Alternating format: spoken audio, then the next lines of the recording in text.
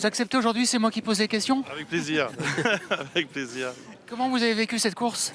Bah écoutez, vraiment, c'est un grand bonheur, un grand plaisir de voir Pizzicato triompher ici. Christophe Souillon a fait un super boulot, son entraîneur évidemment aussi, Fabrice Chappet. Et c'est vrai que bon, pour moi c'est assez émouvant parce que je viens de rejoindre cette écurie Vivaldi.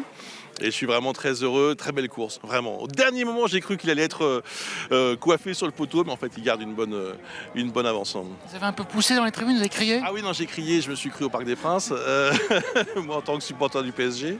Et donc, non, c'est une belle émotion, vraiment, je suis ravi, vraiment. D'où vous vient cette passion des courses? Oh, c'est quelque chose qui remonte à l'enfance, qui a toujours été plus ou moins en moi, mais là j'ai vraiment décidé de m'y investir, d'y passer plus de temps et de profiter davantage encore de ce très beau spectacle. C'est la première fois que vous êtes propriétaire? Bien sûr, oui, c'est la toute première fois. Et j'aime beaucoup cette idée qui a été développée par Didier Crinck, donc autour de l'écurie Vivaldi, d'une espèce de crowdfunding comme ça autour du cheval. Je trouve que c'est vraiment une très belle idée. Ça permet de vivre des très bons moments ensemble. On vient surtout par passion, pas pour d'autres buts, hein, vraiment par passion, envie de partager des moments comme ceux d'aujourd'hui. Et non, c'est vraiment une très bonne. Enfin, je suis très heureux. Vraiment, ce baptême du feu est vraiment hyper réussi. Il y a aussi le côté joueur aux courses. Est-ce que vous êtes également joueur? Est-ce que vous aimez jouer vos chevaux? Oui, bien sûr. Là, j'ai eu le plaisir de jouer Pizzicato, évidemment. Donc ça se termine bien, je suis ravi. Oui, bien sûr, il y a le plaisir du pari, le plaisir de l'enjeu. Oui, ça fait partie aussi du package, j'allais dire.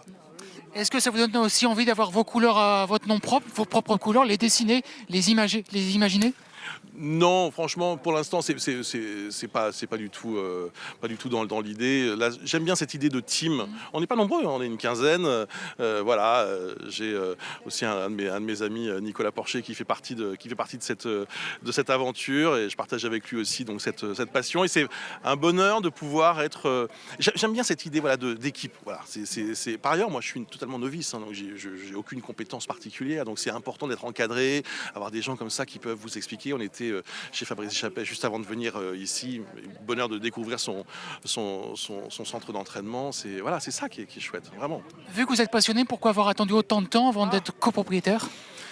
Peut-être parce que je ne connaissais pas assez bien ce genre d'organisation, j'allais dire. Donc c'est vrai que j'ai eu le plaisir de rencontrer Didier Crinck, qui est vraiment quelqu'un de passionné, qui connaît bien, voilà, et qui m'a expliqué le principe. Encore une fois, il m'a dit, il ne faut pas venir là pour vouloir gagner de l'argent, vouloir faire un investissement. C'est pas le but du jeu. C'est vraiment s'investir dans une passion. J'aurais pu le faire plus tôt en effet, mais là c'était la bonne formule. Je crois que depuis toutes ces années, j'ai cherché la bonne formule, et c'était avec l'écurie Vivaldi.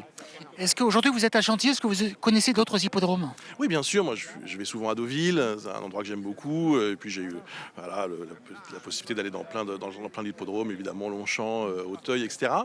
Et c'était la première fois que je venais à Chantilly. Voilà, je sais pas pourquoi, j'avais jamais eu l'occasion de venir ici. Bon, dans des conditions qui sont un peu, comment dire, voilà, on a un climat qui est voilà, très hivernal, ce qui après tout est normal pour une mi-mars, mais non, c'est drôle de découvrir ça aujourd'hui avec une belle victoire. Vous vous rendez compte que Pizzicato est un bon poulain puisqu'il gagne quand même une course principale? C'est comme un peu pour vous une chance d'avoir ce type de chevaux? Oui, bien sûr, j'avais failli d'ailleurs, parce que j'ai rejoint l'écurie au tout début de l'année, j'avais failli aller le voir à Cagnes-sur-Mer il y a tout juste un mois, où il avait fait une belle prestation, terminé deuxième derrière un Anglais qui avait fini en trombe. C'était sur 1600 mètres.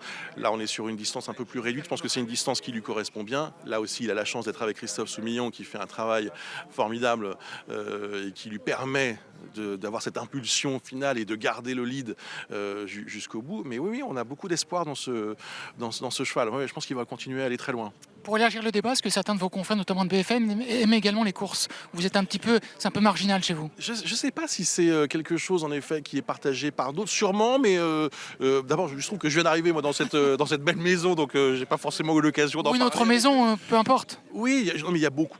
Oui, c'est un endroit où je croise beaucoup de confrères, évidemment. Oui, non, c'est un Michel Denisot, par exemple, que j'ai eu la chance avec qui j'ai eu la chance de travailler longtemps, est un grand passionné. Voilà, donc il y a pas mal de gens comme ça, oui, qui sont intéressés par ce milieu. Et par les chevaux, en effet, simplement, j'allais presque dire oui, voilà, ces champions. Parce que c'est ça qui me plaît beaucoup aussi dans cette aventure, c'est que c'est une aventure de sport de haut niveau.